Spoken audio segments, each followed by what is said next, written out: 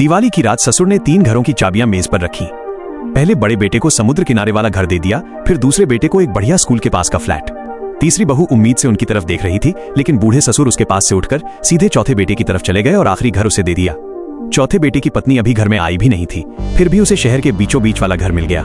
तीसरी बहू कुछ बोलने ही वाली थी कि ससुर ने उसे बीच में ही रोक दिया और बोले, नेहा बहू, मुझे पता है तुम और हमारे तीसरे बेटे रोहित की कमाई अच्छी है, तुम लोग खुद भी घर खरीद सकते हो, तुम्हें इसकी जरूरत नहीं है। पति रोहित भी चुपचाप खड़ा रहा, बल्कि पिता की हाँ में हाँ मिलाता रहा। नेहा ने भी ऊपर से मुस्कुराकर बात टाल दी, लेकिन उसके अंदर का गुस्सा दब नहीं रहा था, क्योंकि इसी ससुर के इलाज के लिए उसने 8 करोड़ नहीं तो 8 लाख भी नहीं, पूरे 8 करोड़ रुपए खर्च कर दिए थे और बदले में उसे एक घर तक नहीं मिला। घर वाले कहते थे पैसे। उस पल नेहा को समझ आ गया कि ये लोग परिवार नहीं बल्कि ऐसे लोग हैं जो सिर्फ उसका फायदा उठाना जानते हैं। उसने चुपचाप मेज पर रखा रेड वाइन का गिलास उठाया और एक ही सांस में खत्म कर दिया, जैसे वो इस परिवार के साथ अपनी आखिरी दिवाली का खाना खा रही हो। अगली सुबह नेहा सीधे अस्पताल पहुंची और नर्स को अपने सारे भुगतान के कागज दिखाए, जिससे साफ हो गया कि ससुर रमेश जी के इलाज का पूरा खर्च सिर्फ वही उठा रही थी। फिर उसने साफ शब्दों में कहा कि वो तुरंत इलाज बंद करवा रही है। नर्स घबरा गई और बोली कि मरीज की हालत अभी अभी स्थिर हुई है, आगे का इलाज और रिकवरी बहुत जरूरी है। अगर इलाज बीच में रोक दिया गया तो हालत तेजी से बिगड़ सकती है और अब तक का सारा खर्च भी बेकार हो जाएगा।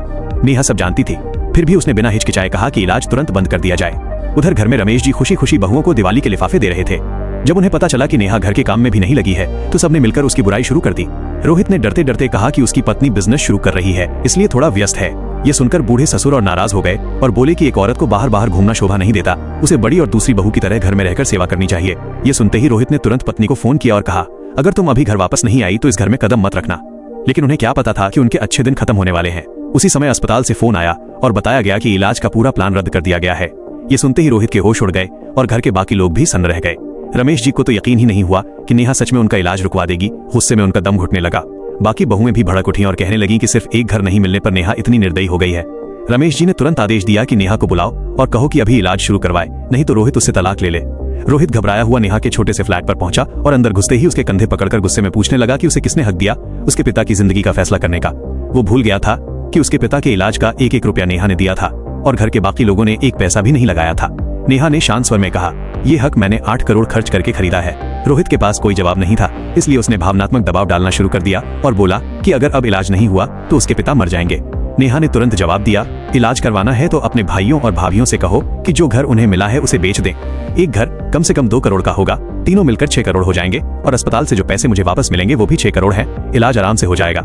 लेकिन रोहित ने साफ मना कर दिया और कहा कि वो घर नहीं बिक सकता, क्योंकि वो उनके पिता की निशानी है। ये सुनकर नेहा हंस पड़ी और बोली, अगर घर नहीं बिकेगा तो फिर तुम्हारे पिता को ऐसे ही मरने दो। अब रोहित पूरी तरह से बेबस हो चुका था, इसलिए उसने आखिरी हथियार के तौर पर तलाक की धमकी दी। लेकिन नेहा को अब कोई फर्क नहीं पड़ता था।